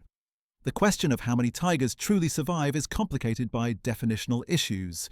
Does a tiger with a replacement turret from another tank count as an authentic tiger? What about a tiger reconstructed from components salvaged from multiple wrecks? These questions have no easy answers, and different authorities count surviving tigers differently based on varying criteria for authenticity. The most conservative estimates count only tigers that retain their original hull, turret, and major components, yielding numbers in the single digits for truly intact, unmodified specimens. More inclusive counts that accept composite tigers or extensively restored examples produce higher numbers, perhaps 24 surviving tigers of various types. This uncertainty about even basic facts, like total surviving numbers, reflects the complexity of tiger preservation and the challenges of documenting these machines' histories over 7 decades. The tigers that served as targets in weapons development programs made significant contributions to military science, even in destruction. Post-war anti-tank weapon development relied on testing against Tiger-level armor protection, using captured examples to validate new penetrator designs and warhead technologies. The British tested experimental anti-tank missiles against Tiger armour, determining what velocities and warhead sizes would be necessary to defeat similar protection in future conflicts. American developers of the bazooka's successors used Tiger armour samples to refine shaped charge designs. Soviet engineers testing new anti-tank guns measured performance against Tiger armour plate. These destructive tests consumed several Tigers, but generated data that influenced anti-tank weapon development for decades. From a preservation perspective, the loss of these Tigers is regrettable, but the knowledge gained arguably justified their destruction given the military priorities of the early Cold War period. The cultural impact of Tigers has extended into surprising areas of popular culture beyond military history circles. Tigers appear in video games, scale models, films, and even fashion. Their distinctive silhouette recognized even by people with no particular interest in military history. This broad cultural penetration has both positive and negative aspects. It keeps knowledge of Tigers alive and introduces new generations to history, but it can also trivialize the serious historical realities these machines represent. Some commercial uses of Tiger imagery strip away historical context, reducing the tanks to mere cool-looking machines devoid of their connections to war, destruction, and political evil. Museums and educators work to counter this decontextualization, ensuring that popular interest in Tigers leads to deeper understanding rather than superficial fascination. The restoration techniques developed for Tigers have advanced the broader field of historic vehicle preservation. The specialized knowledge required to restore a Tiger, including fabrication of replacement parts, treatment of corroded metal, and authentication of components, has applications to preserving other historic vehicles. Some restoration specialists who worked on Tiger projects have applied their expertise to restoring other rare military vehicles, vintage automobiles, and historic industrial machinery. The Tiger restoration community has developed networks for sharing knowledge, sourcing parts, and solving technical problems that benefit preservation efforts beyond Tigers specifically. In this way, Tigers have served as training grounds for developing conservation expertise with broader applications. The controversy over displaying Tigers with Nazi markings illustrates the complexities of presenting artifacts from morally problematic regimes. Some museums remove or cover swastikas and SS runes, arguing that displaying such symbols is inappropriate and potentially harmful. Others maintain that historical accuracy requires showing Tigers as they appeared during the war, complete with all markings, while contextualizing these symbols through interpretive materials that explain their meaning and the crimes committed by the regime they represented. Different countries have different laws regarding Nazi symbols, further complicating this issue for international exhibitions. The debate reflects broader tensions in museum practice between historical authenticity and social responsibility, with no consensus on the correct approach. Each institution must navigate these issues based on its own values, local laws, and community standards. The experience of maintaining operational Tiger 131 has provided valuable data about how Tigers actually performed mechanically. The tank. Museums engineers have documented fuel consumption, mechanical wear patterns, and common points of failure, creating an experiential database that complements archival sources. They have discovered that some problems that plagued Tigers during the war, such as transmission failures, were partially due to improper operation by crews under combat stress, rather than purely design flaws. When operated carefully by trained mechanics in peacetime conditions, Tiger 131 has proven more reliable than wartime records suggested. However, the tank still exhibits the fundamental weaknesses noted during the war: high fuel consumption, excessive weight that strains the drivetrain, and maintenance requirements that exceed those of simpler tanks. These operational experiences validate historical accounts while adding nuance to our understanding of Tiger's capabilities and limitations. The role of Tigers in commemorating specific battles and military units has made them important memorial objects, beyond their technical or historical significance. Several preserved Tigers are explicitly dedicated to the memory of specific engagements or to honor particular units. The L'Église Tiger serves as a memorial to the Battle of the Bulge and the Americans who fought there. Other Tigers commemorate Soviet victories on the Eastern Front or British successes in North Africa. These memorial functions add layers of meaning to the tanks, transforming them from artifacts into monuments that carry emotional and symbolic weight for veterans, their families, and the communities that experience these battles. Museums housing such memorial tigers must balance educational objectives with respect for the commemorative significance these machines hold for various constituencies. The future development of virtual reality technology promises new ways to experience tigers without risking damage to precious original specimens. VR reconstructions could allow people to virtually climb inside tigers, operate controls, and experience simulated combat from a crew member's perspective. Some museums have begun developing such programs using detailed measurements and documentation from real tigers to create highly accurate virtual models. These VR experiences could supplement rather than replace physical preservation, offering educational opportunities that physical displays cannot provide while reducing wear on actual tigers. As VR technology improves and becomes more accessible, it may transform how museums present military vehicles, allowing immersive experiences that would be impossible or unacceptably risky with real artifacts. The study of tigers has contributed to understanding the relationship between technology and military effectiveness. Tigers represented the peak of German tank technology, yet they failed to prevent Germany's defeat, raising important questions about the role of technological superiority in warfare. Historical analysis has shown that factors like industrial capacity, strategic resources, logistics, and manpower often mattered more than qualitative technical advantages.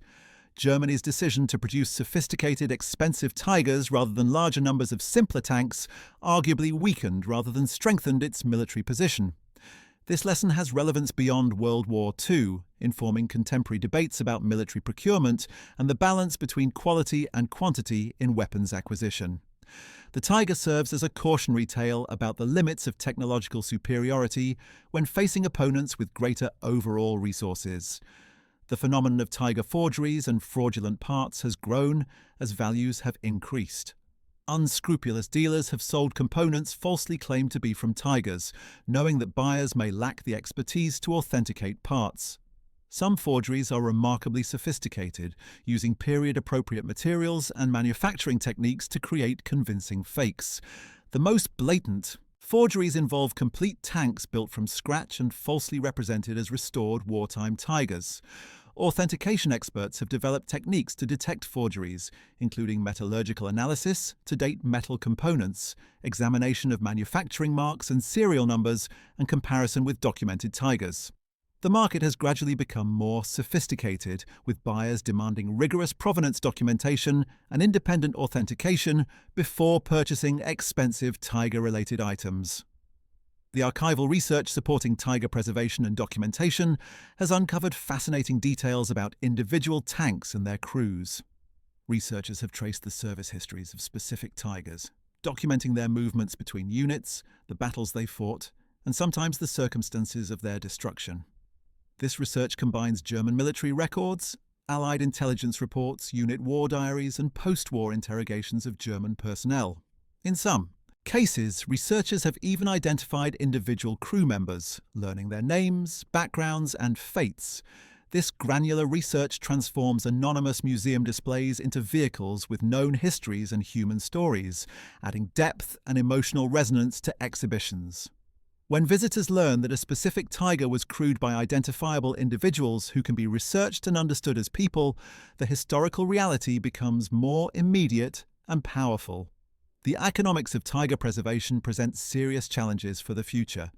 The cost of properly maintaining a Tiger, including climate-controlled storage, regular conservation work, and eventual major restoration, can reach hundreds of thousands of dollars over a vehicle's lifetime in a collection. For operational Tigers like Tiger 131, costs are even higher due to the expense of operating the tank and maintaining its mechanical systems in working order. Museums must balance these preservation costs against other priorities, including acquiring new artifacts, developing exhibitions, and serving their communities. As the surviving World War II generation passes away and public interest potentially shifts to other historical periods, museums may struggle to justify the enormous expense of tiger preservation. Some institutions have already decided to deaccession tigers, transferring them to other museums or private collectors better positioned to fund their care. These economic realities may ultimately determine how many tigers survive into the distant future. The international trade in tiger parts and components has created a global market where enthusiasts, restorers, and museums buy and sell everything from complete hulls to individual bolts claimed to be from tigers. Online auction sites and specialized dealers facilitate these transactions, connecting buyers and sellers across continents. However, this market operates in a legal grey area in some jurisdictions where laws governing ownership and trade of military equipment vary widely. Some countries prohibit private ownership of military vehicles entirely, while others have few restrictions. This regulatory patchwork creates opportunities for legal arbitrage, with tigers and components moving between jurisdictions based on changing laws and enforcement priorities. The most responsible dealers verify provenance and comply with applicable laws, but the market also attracts less scrupulous operators willing to exploit legal ambiguities.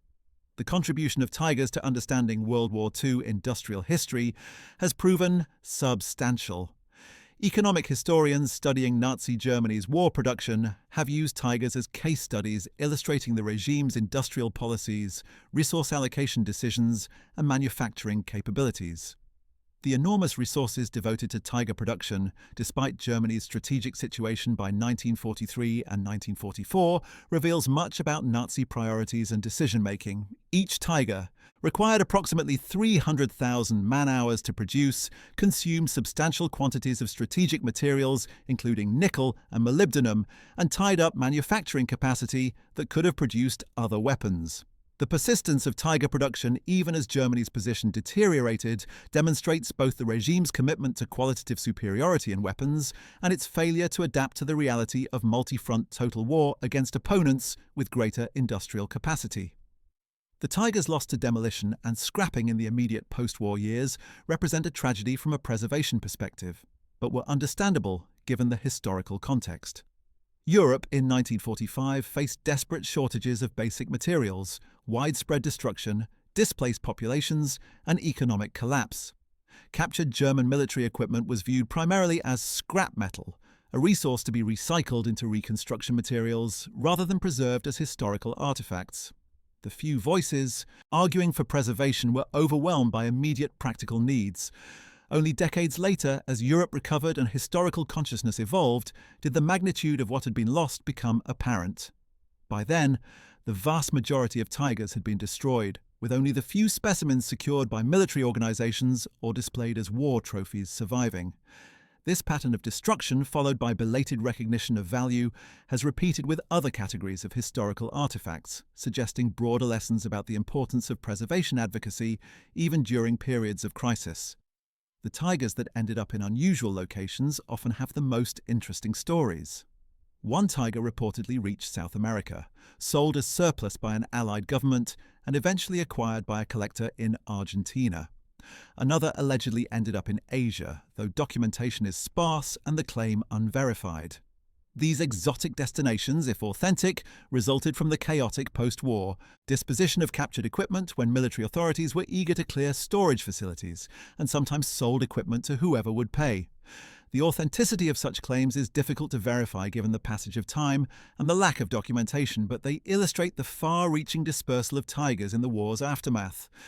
Some of these far-flung tigers have reportedly been rediscovered in recent years, with collectors or museums attempting to repatriate them to institutions where they can be properly preserved and displayed. The development of specialized tiger restoration companies represents a relatively recent phenomenon, emerging as the collector market matured and individuals with the resources to fund major projects sought expert assistance. These companies employ engineers, fabricators, and historians who specialize in German armored vehicles. They source rare parts, fabricate replacements using original drawings and specifications, and perform complete restorations that can take years and cost millions of dollars. The existence of these specialized firms has improved the quality of restoration work, as they possess expertise and equipment that individual collectors lack. However, some museum professionals worry that the privatization of restoration expertise could make museums increasingly dependent on commercial entities for conservation work, potentially compromising scholarly independence and academic standards in preservation practice. The diplomatic incidents occasionally sparked by tigers illustrate their continued symbolic power. When a museum in one country loaned a tiger to an institution in another for a special exhibition, veterans groups in the lending country protested, arguing that the tiger should not be displayed in the country it had fought against. In another case, a proposed exhibition of tigers from multiple countries was cancelled due to political sensitivities about German military history. These incidents reveal that tigers remain emotionally and politically charged artifacts even 75 years after the war's end, particularly in countries that experienced German occupation or suffered heavy casualties fighting against German forces. Museums must navigate these sensitivities carefully, balancing historical education with respect for those who lived through the war. The role of tigers in educating about the Holocaust and Nazi crimes presents particular challenges. Tigers were military equipment operated by German armed forces, some of whose members participated in or supported genocide and other atrocities. How should museums address this connection when displaying tigers? Some institutions explicitly link their tiger exhibits to broader discussions of Nazi crimes, using the tanks as entry points for examining the regime's evil while acknowledging the complexity of individual soldiers' culpability. Others maintain that tigers were weapons of conventional military forces and should be presented primarily in military technical terms, with the regime's crimes addressed in separate exhibitions.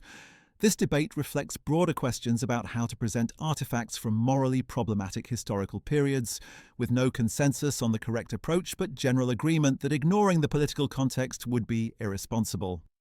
The comparative analysis of tiger preservation across different museums reveals varying approaches to interpretation and presentation.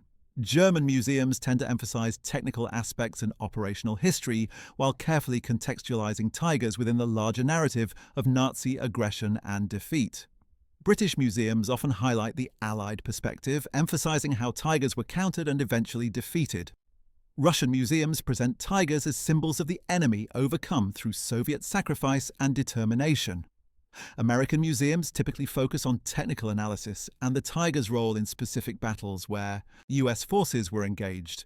These varying national perspectives reflect different relationships to the war's history and demonstrate how the same artifact can be interpreted differently based on institutional mission and cultural context. Comparing these different approaches provides insights into how national memories of the war continue to shape historical presentation. The tigers preserved in former Warsaw Pact countries have their own unique histories. Many were captured by Soviet forces and held in Eastern Bloc countries for decades during the Cold War.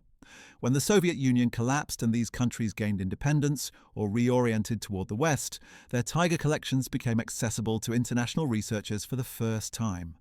The opening of Eastern archives and collections revealed tigers that Western scholars had not known existed, expanding the corpus of surviving examples. However, many of these tigers were in poor condition after decades of neglect, requiring extensive conservation work. International cooperation between Western and Eastern European museums has facilitated restoration projects and information exchange, turning the former Cold War division into an opportunity for collaborative preservation efforts. The impact of tigers on popular perceptions of the Second World War cannot be overstated. For many people, the tiger symbolizes German military power during the war, its image standing in for the larger Wehrmacht. This symbolic role means that how tigers are presented in museums and media directly shapes public understanding of the war. Responsible institutions work to ensure that tiger exhibits contribute to accurate historical knowledge rather than perpetuating myths or oversimplifications. The challenge is to acknowledge the tiger's genuine technical achievements and combat effectiveness while placing these in context. Tigers were products of an evil regime. Their production consumed resources that might have been better used, and they ultimately failed to prevent Germany's defeat. Balancing these elements in public presentations requires thoughtfulness and historical sophistication. The future of tiger preservation will likely involve increasing collaboration between institutions, private collectors, and technology companies. As individual museums struggle with resource constraints, partnerships that pool expertise and funding may become essential for sustaining preservation efforts. Digital preservation initiatives, creating detailed three-dimensional models and virtual reconstructions, will complement physical conservation. Advanced materials science may offer new conservation techniques, protecting tigers from deterioration more effectively than current methods allow. However, none of these developments can change the fundamental reality that tigers are finite, irreplaceable artifacts that will eventually deteriorate despite our best efforts. The goal of preservation is not to make tigers permanent, but to extend their survival as long as possible, documenting them thoroughly so that knowledge of these machines endures even if the physical specimens do not. As we look to the future, the lessons learned from tiger preservation have applications beyond military vehicles. They demonstrate the importance of proactive conservation, the value of international cooperation, the need for adequate funding, and the complex ethical questions involved in preserving artifacts from morally problematic regimes. They also illustrate how historical significance can be recognized belatedly after much has already been lost, underlining the importance of preservation advocacy even when immediate practical concerns seem more pressing. The tigers that survive today exist because individuals and institutions made commitments to preservation even when such work seemed impractical or unnecessary. Their survival testifies to the foresight of those early preservation advocates and serves as an example for contemporary efforts to preserve other endangered historical artifacts. The ongoing work of museums, conservators, and researchers ensures that future generations will have access to these remarkable machines, able to study them, learn from them, and understand the historical period they represent. Every tiger that survives represents countless hours of conservation work, funding from public and private sources, and the dedication of individuals who recognize the importance of preserving these artifacts for posterity. The challenge now is to maintain this commitment as time passes and the war recedes further into history, ensuring that tigers continue to be cared for even when the last witnesses to their wartime service have passed away. The decisions made today about preservation priorities, funding allocations, and conservation techniques will determine what future historians can learn from these physical remnants of the Second World War. The journey of the German tiger. Tanks from fearsome weapons of war to preserved historical artifacts span 7 decades and multiple continents. From the battlefields where they fought and died, through the scrapyards and testing grounds where so many were destroyed, to the museums and private collections where the survivors now rest, tigers have travelled far from their origins as instruments of Nazi aggression. What happened to them after World War II reflects broader patterns in how societies deal with the material legacy of war, the immediate imperative to clear wreckage and obtain raw materials, followed by gradual recognition of historical value, and finally, systematic efforts at preservation and study. The tigers that survive today are precious links to a pivotal period in human history, artifacts that help us understand the technology, strategy, and human experience of the Second World War. They stand as reminders of the conflict's immense destructive power, the industrial capacity mobilized for war, and the eventual triumph over Nazi tyranny. As long as these machines survive in museums and collections, they will continue to educate new generations about a war that shaped the modern world. Well, that's it. Thanks for watching. We hope you found this video informative and gained new insights into what happened to the legendary Tiger tanks after World War II ended. If you enjoyed learning about the fate of these iconic machines, make sure to check out our other videos about German military equipment and the aftermath of the Second World War. Don't forget to like this video, subscribe to our channel, and hit the notification bell to stay updated on more fascinating World War II history. See you in the next one.